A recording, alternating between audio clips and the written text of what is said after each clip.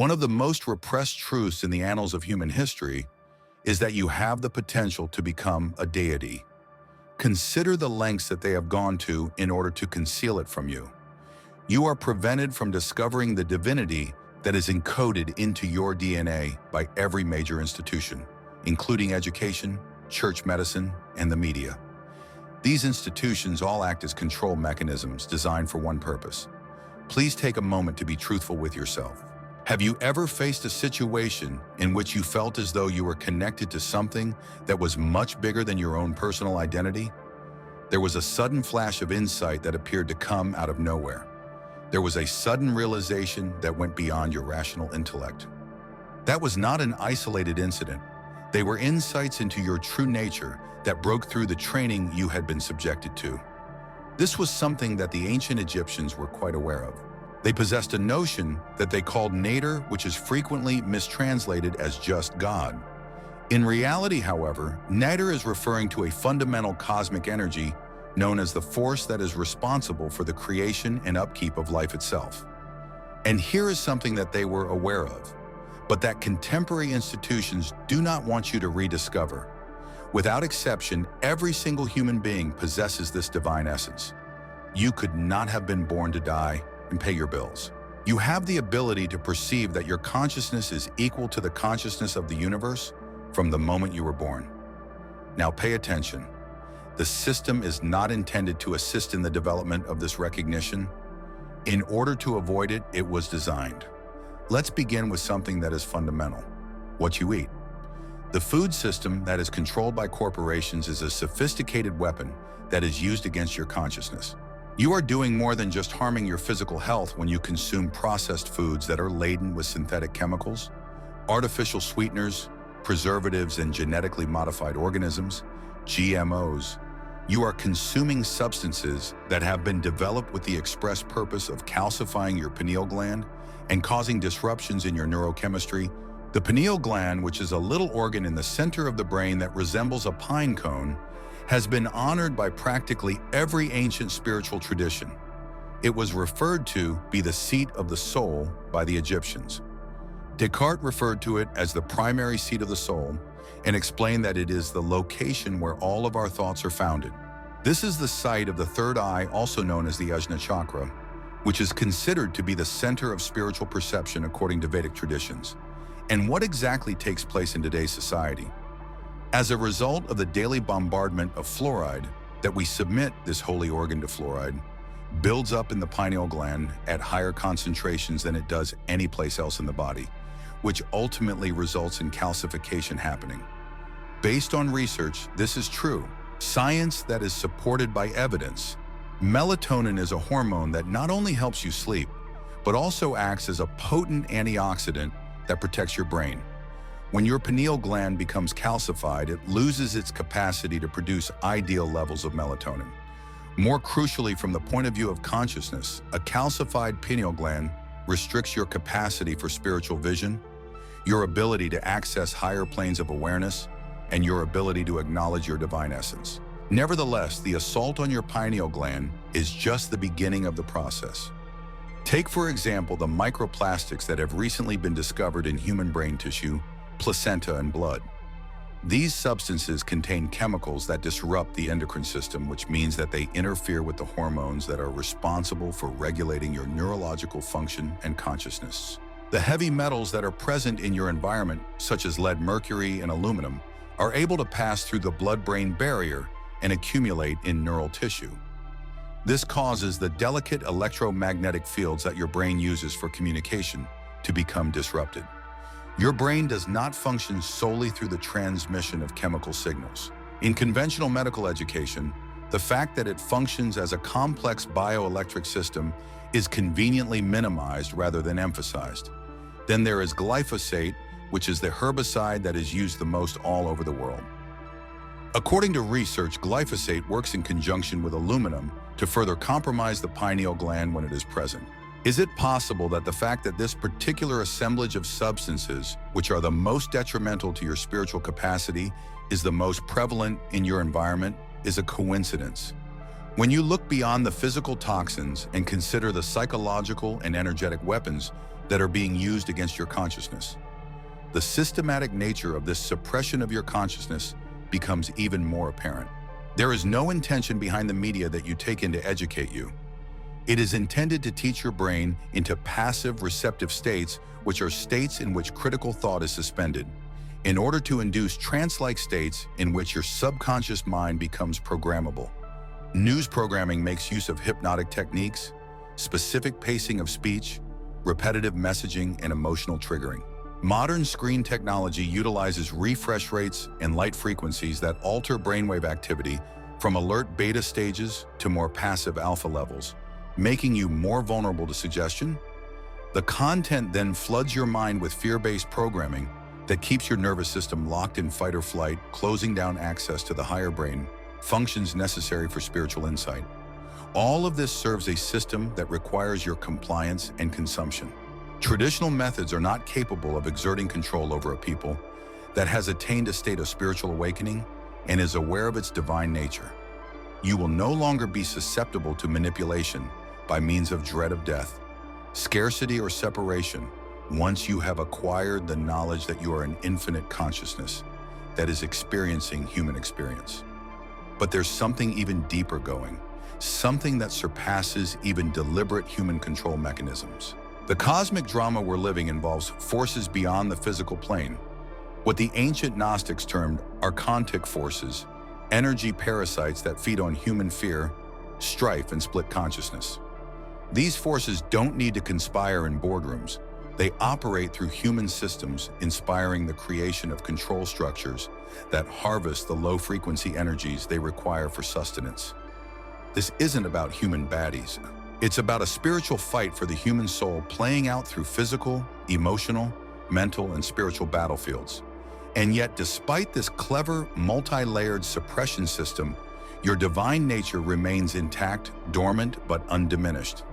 The system can only succeed in limiting your God-becoming powers with your unconscious involvement.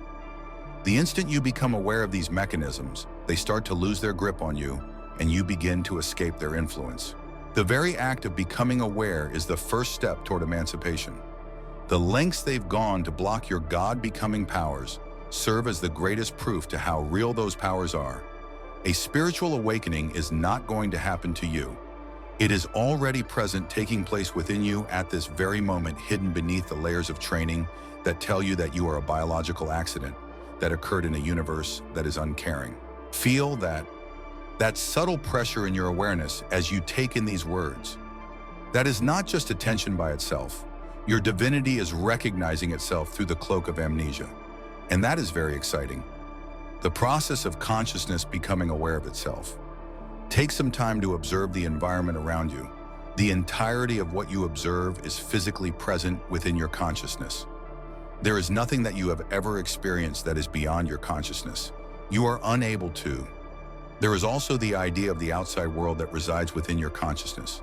Philosophy is not what this is. Right now, this is the direct and immediate experience that you are having.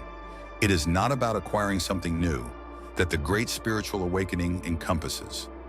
The most important thing is to acknowledge what is already present, which is the boundless consciousness that you are and have always been. In spite of the fact that thoughts, feelings, experiences, and perceptions are always shifting, there is something that consistently stays the same, the consciousness that is present throughout it all. This consciousness is what the ancient Egyptians referred to as Neter, what the Vedic traditions refer to as Brahman, and what quantum scientists now acknowledge as the underlying substrate of existence. Awareness is currently breaking through on a global scale. Despite the sophisticated suppression measures that are in place, the very forces that seek to hinder your God-becoming powers have inadvertently accelerated humanity's spiritual awakening. Extreme polarization, corruption that is becoming more and more visible, and the unmistakable deterioration of the environment are all factors that serve as catalysts for compelling humanity to rethink the narratives that have kept us spiritually anesthetized. You are not coming across these words by chance. Rather, you are living through the most momentous shift in awareness that has ever occurred in the history of humanity. Because you are prepared to consciously take part in your awakening, your presence in this moment develops through the process of soul orchestration. The process of awakening is not always pleasant. It is common for it to start with disillusionment, which is the unpleasant realization that a significant portion of what you believe to be true actually exists as an artificial structure. All of a sudden, the systems that you trusted, the authority that you revered, and the goals that you pursued appear to be complex constructions that are designed to keep you spiritually unconscious. Because of this, many people are resistant to awakening. In the beginning phases, it may feel as though you are passing away, since in a sense that is exactly what is taking place. In order for your true divine essence to emerge, your manufactured identity, which is the personality that is formed on societal conditioning, must be completely destroyed. But the thing that passes away was never truly alive in the first place. The illusion, not the truth, is the one that passes away. Pure consciousness, which is your genuine nature, cannot perish, since it was never there in the first place. It is not constrained by time or space, and it expresses itself through form without ever being constrained by any of those things. Despite the fact that religious institutions have frequently buried this fundamental truth beneath layers of dogma and control, it is present in every genuine spiritual tradition. Please give us a like and subscribe to our channel if you are experiencing something in your heart. As I talk, I am going to keep assisting you in the future. To put this into perspective, the way to freedom is not through casual meditation or general spirituality. Rather, it is through systematic action. Specific technologies that have been developed over the course of millennia with the sole purpose of liberating mind from artificial limits. Your liberty is not a theory, rather it is a doing of it. This is what takes place when one stops merely imagining a spiritual awakening and begins to actually embody it via direct action. One basic reason is the failure of the majority of spiritual teachings. It is in the domain of conceptions that they remain. They will provide you with lovely concepts on your divine nature, but they will not show you how to break free from the forces that are actively obstructing their manifestation. I am going to present you with something unique. Implementable strategies for removing the obstacles that stand in the way of your godlike abilities. When it comes to releasing your awareness from the systems that are created to contain it, this is not an abstract philosophy, but rather a tactical approach and a strategy. Examine your life at this very now. How much of your day-to-day experiences are in harmony with the divine potential that you possess? Within the context of your spiritual awakening, how many of your choices actively encourage it? How often do you choose to disregard your more profound understanding in order to conform to the expectations of others? You should be completely honest with yourself. Understanding the scope of your enslavement is the first step toward achieving freedom. It is not via the use of force that the control mechanisms that we have described, ranging from processed foods to media programming, are able to sustain their authority. They are able to keep it up via habit. The chains that bind your divine nature are the habits that you perform without even realizing it. The act of breaking those chains takes more than just inspired action. It is necessary to take logical action and maintain a firm commitment to your freedom all the time. It is important to begin with the most essential basis, which is your physical vessel. Even though some spiritual shortcuts may try to convince you otherwise, your body and your consciousness are not two distinct entities. It is a manifestation of consciousness. The condition of your physical system has a direct influence on the extent to which you are able to experience your divine essence.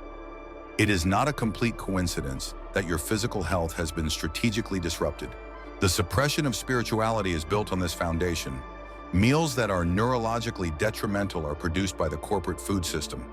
These meals are designed to impair the function of your brain, calcify your pineal gland, inflame your system, and disrupt the connection between your gut and your brain.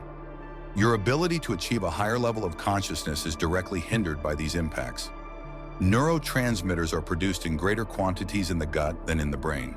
Your neurochemistry is negatively impacted when you consume processed meals, which has a direct impact on your mood perception and spiritual receptivity.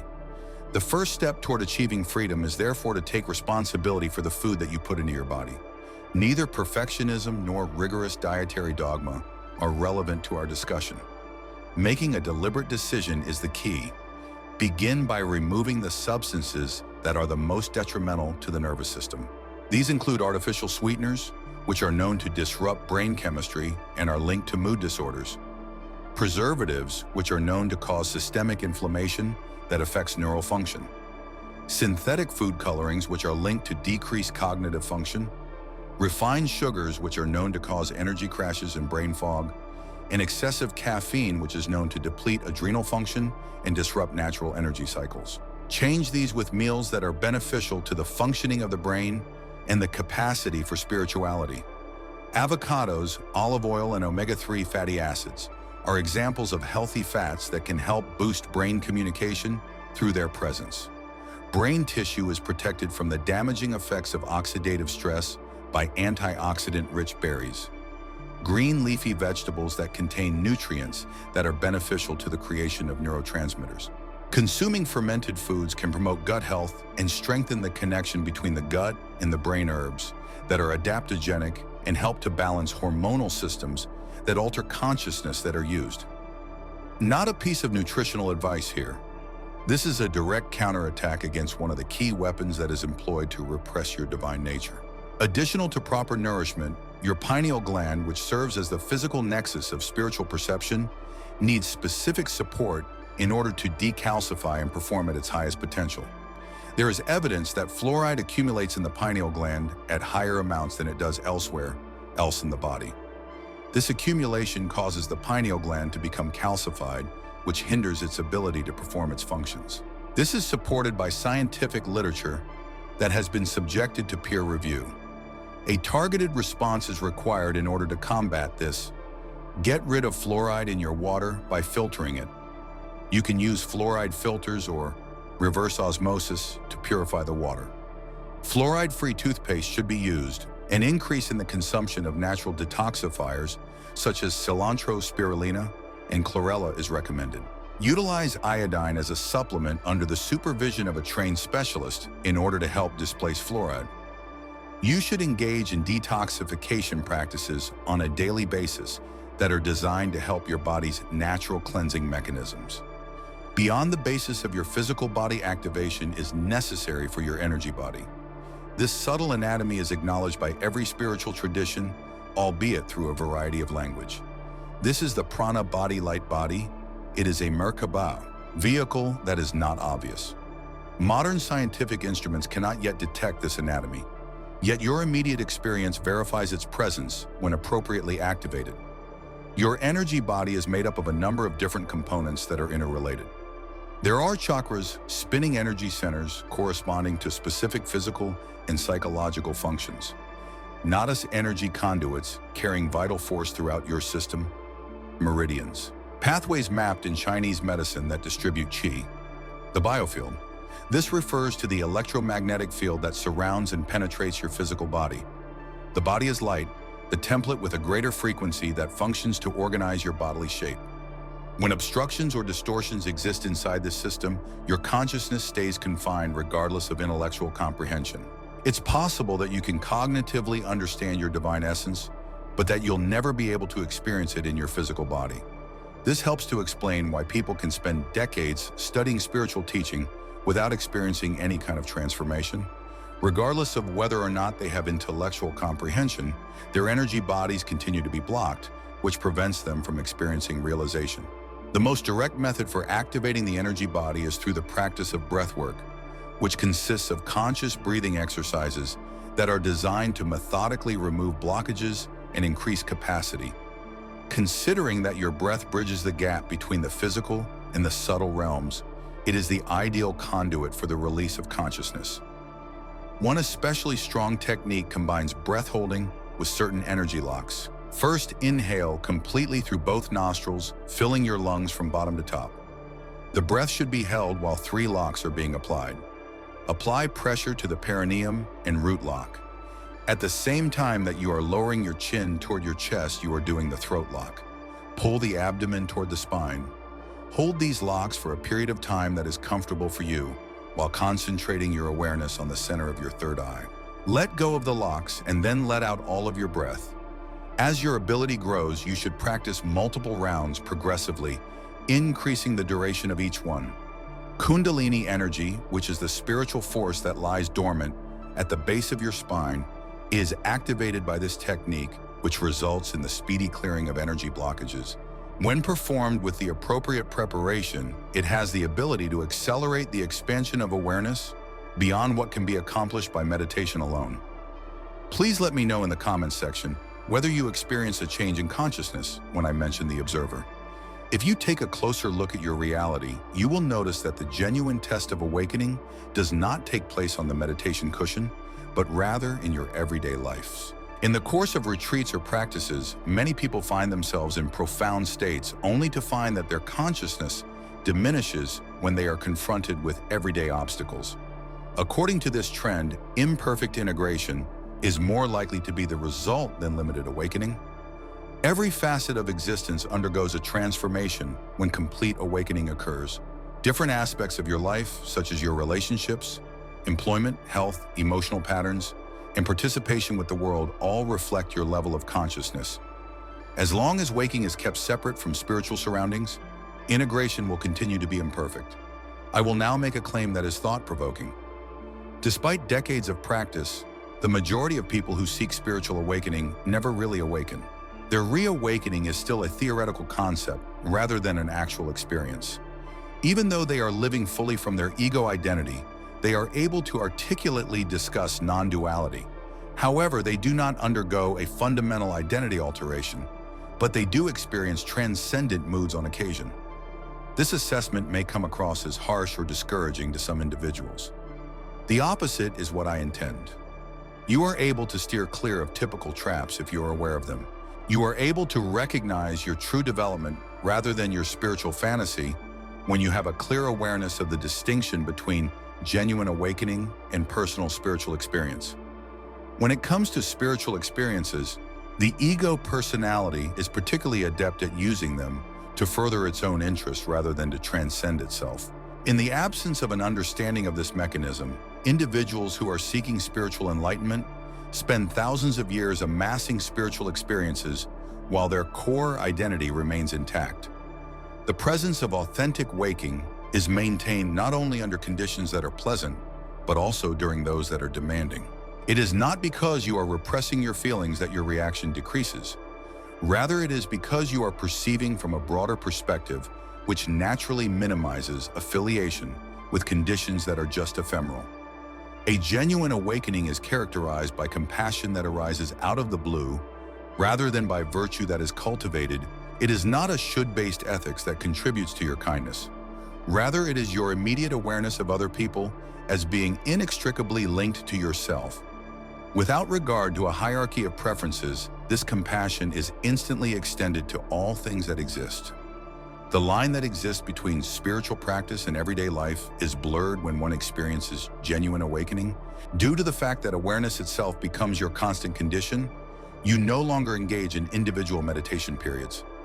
There is a possibility that formal practices may continue, but they will serve more as refinements than as generators of awakened awareness. Your connection to thought undergoes a transformation thanks to authentic awakening. You recognize thoughts as movements within consciousness, rather than representations of reality or statements of personal identity. Thoughts continue arising but no longer compel automatic belief or identity investment. When it comes to comedy, is it possible for us to accept how humorous our spiritual path becomes? When it comes to achieving enlightenment, we take ourselves so seriously that we imagine that we will eventually arrive at a level of happiness that will last forever. If this is the case, then reality does not provide unending happiness, but rather regular existence that is experienced with amazing consciousness. When we come to the realization that extraordinarily high levels of consciousness have always been there, the cosmic joke is revealed. The degree to which we were able to ignore it was remarkable. Imagine if consciousness is laughing at the elaborate efforts that we are making to obtain something that we have never lost, such as seeking so hard for glasses that are perched on our heads, or scouring so desperately for keys that we are holding in our hands. This folly is well-rooted. Extending oneself beyond the false boundary that separates the spiritual from the mundane is the first premise of living liberty. In spite of the fact that this divide is useful for early stages of development, perfect emancipation eliminates all such categorizing processes. It is possible to transform every experience into a spiritual practice by engaging with awakened consciousness. This includes anything from washing dishes to sexual intimacy to business dealings. In spite of the fact that this integration appears to be a straightforward idea, it poses a challenge to the lifelong programming that compartmentalizes reality. A significant number of human beings keep distinct modes of operation for various aspects of their lives, alternating between one's professional self relationship, spiritual self, and public self, without being consciously aware of the transitions between them. When one achieves complete emancipation, these false distinctions are eliminated, and in their place, a united awareness that is able to retain its integrity in every circumstance is established. Both flexibility and challenge are created as a result of this constancy. In order to achieve freedom, one must employ energy that was previously squandered on the maintenance of distinct identities. The difficulty arises when settings that were created for segregated awareness react to the presence of unified consciousness. To provide a funny scenario, consider the possibility of bringing a wholly genuine presence to the typical business conference, which is characterized by the maintenance of comfortable facades through the use of unspoken agreements. A consciousness that has been awakened is able to see beyond political positioning, ego ambitions, and fear-based conformity, while also preserving compassion for all affected parties. Individuals frequently experience discomfort as a result of this clarity that is devoid of judgment, because it reflects what they are actively working to obscure in themselves. If you take this dynamic and spread it across all of the societal situations that are built for sleeping, rather than awakened consciousness, you will immediately realize why genuine emancipation requires both awareness and courage. There is friction within systems that are constructed upon collective pretense. When people are able to see clearly while yet responding compassionately, there are certain spiritual practices that avoid this friction by isolating themselves and creating environments that are solely dedicated to the growth of enlightened consciousness. Although this strategy may be useful in the short term for laying the groundwork in the long run, it results in bypassing rather than liberation. In addition to being able to perform in regulated contexts, complete freedom can also function inside everyday situations. As a result, the practical questions arise. How is it possible to keep your awakened awareness while you are in situations that are geared to repress it?